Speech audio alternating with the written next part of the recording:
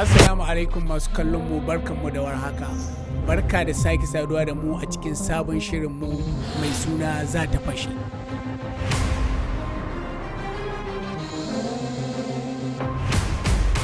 Sunana Abba Ishaq, ni crypto analyst ne a kasuwar cryptocurrency da ke karkashin blockchain technology.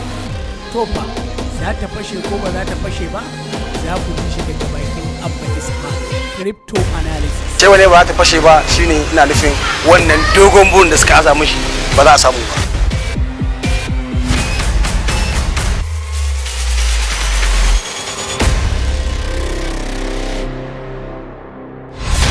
Daidai wannan lokaci za ku ji tattaunawa da muka yi da ɗaya daga cikin matasan Najeriya masu yin mining ɗin Pi.